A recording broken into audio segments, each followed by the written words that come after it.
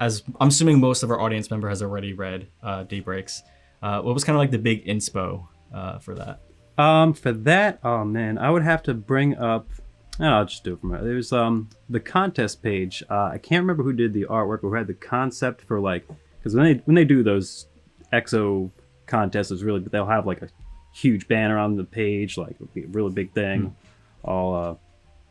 And I think it was a reiterating the one popular phrase from like from the office of the administrator, like one of the very first pieces put on the wiki, I think. I'm probably wrong about that. And it's so more or less about them dying in the dark so we can live in the light. So, I kind of saw that and I thought, what if we do that? Just flip it around a little bit. So the light is something that is fucking terrifying. And then I just started going from there. Wow. Okay, that's cool. That's like a very simple, but very seemingly, I guess, obvious now that you're pointing out. Be able to see the ever that motto. Yeah. Where was like for me, it felt very Lovecraftian, the whole thing, which I love, like Lovecraftian horror, and it actually reminded me a lot. Have you seen the film Annihilation? It's also a book series. I have not.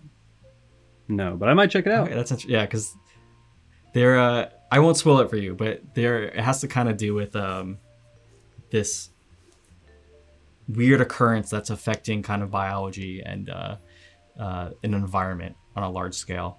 But there's a couple things that kind of reminded me of Annihilation, where the fact that these organisms still kind of remained sentience and like would try to speak out in voices of like familiar persons. Ooh. To try to lure them out into the light.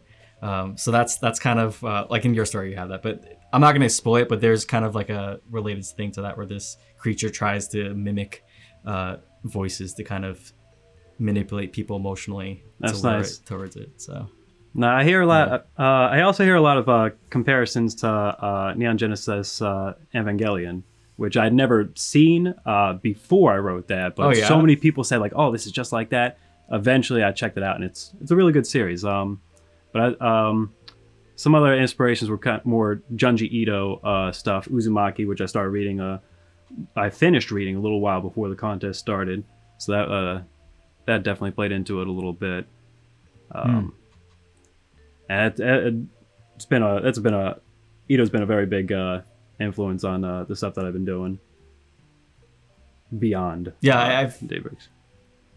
I've definitely noticed some Ito touches in your stuff. I actually have not read Uzumaki yet. It's literally just sitting on my shelf. What? I know. It's so good. I've read Tomei, I've read the Melting Class one, and I've read a couple others that I can't remember. I think the Melting Class one. No, Inari was it Inari Fault? The Enigma of Amigawa Fault. Yeah, that's the first one I've ever read. Like most people. And then I kind of like it like really bothered me and made me feel really unsettled. And then I kind of forgot about it for a while. Yeah. And then I thought it was like a one-off thing. I didn't realize it was like an actual like extensive mangaka author.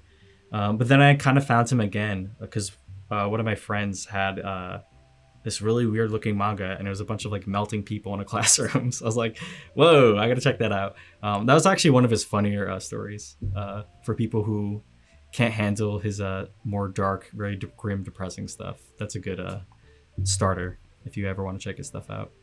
I'm curious how people... I'm a huge Evangelion fan. I'm curious how people connected Daybreaks to Evangelion. Because I personally don't really see that much. I think it's in the... how in the ending it's more like all the consciousnesses coming together and it gets kind of like trippy and shit at the end. I think that was the main point of comparison between the two because Daybreaks has some touches of that. Okay, that's a fair point. Everybody joining together as one type deal. Yeah, the singularity. Yeah. So okay, that's some other theme I kind of want to talk about. When you write your stories, or specifically with Daybreaks, do you tend to write a lot more background of like why things are happening, or do you kind of just write it with mystery in mind, and you'd even try to answer those questions? A little bit of both. I mean, sometimes like if it's a weird concept, I'll try to work it over in my brain just so I like once it does get to paper, it's internally consistent. But outside of that, not really. I kind of do. And somebody called this out on 5,999. Like the way I write is kind of stream of consciousness. Like I just jump from one thing to the next, and then eventually I'll go back and I'll tie it all together. But not a lot of forethought aside from making sure I can make it make sense to myself. Okay, so I'm gonna get rid of all those questions asking about why the sun and. I mean, you can. No. There's a bunch of theories, sure. But I mean, you can. Do you have any like personal theories yourself? Like, do you ever kind of just touch back on it, or you're just kind of like once it's out there, I let it rest? Not for that. I mean, some other things like I kind of have a small little headcanon about, but for Daybreaks, I mean, one of the things for that was like, there really is no reason. It just does. There's no purpose to it, no meaning, nothing. It's just everybody's screwed.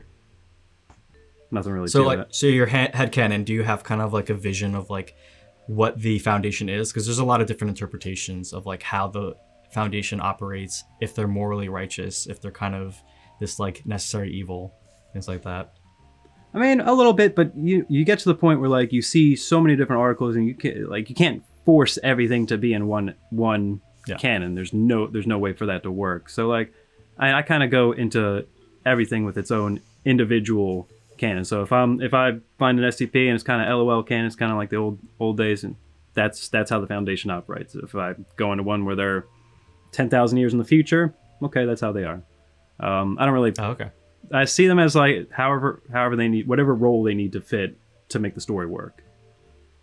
Yeah, I personally see SCPs as like a standalone story. I don't really consciously try to link other SCPs to other SCPs unless the author himself or theirself is doing that. But the other kind of question I had was, I've noticed this weird trend with a lot of your SCPs where some sort of sun or moon or astrological body is involved in your work. Is that like a conscious thing that you do? I don't think so. I know what you're talking about with the moon. That's the that's in the D-class one where I try to go over how D-class termination looks to the people in universe, because it doesn't make sense at all outside or in. And the moon, that was a spur of the moment. I had most of the article down. I had no idea how I was going to end it, and I'm sitting outside. I'm like looking at the full moon. If that thing fucking blinked at me, it'd be scary as hell. Got it. And I just threw it in, kind of tried to make it make sense. I do have a little bit of headcanon to that, but in terms of like throughout my work, I don't know. Maybe I need to go to therapy and figure out why I'm using astrological phenomena. There was a moon also in 599, so that's why I was kind of like, what's going on here? Where do I use a moon in 599? It was very, very brief. Oh, okay. It was one of the earlier articles. I think it was when the MTF go into the town and they notice the town's empty, and there's like that lamb. That whole section. Okay. Oh god, it's very briefly mentioned. It's like a sentence. Okay, it was probably just a callback to something else. I do that a couple times in like 3280, I think. The After the Storm, I drop a little hint to DJ Cactus's what is it? The you do not see the bodies in the water. Why can I not remember the name of that one? Oh, the name, yeah. I saw that, by the way. I had to check, so I was like, wait, did you write that? And I was like, wait, no, Cactus did. No, that might be my favorite Class of 76 one right there. That one's really messed up. Yeah, 2316. This school trip or something like that. I can't see the title from where I'm at. Regardless, you know what I'm talking about.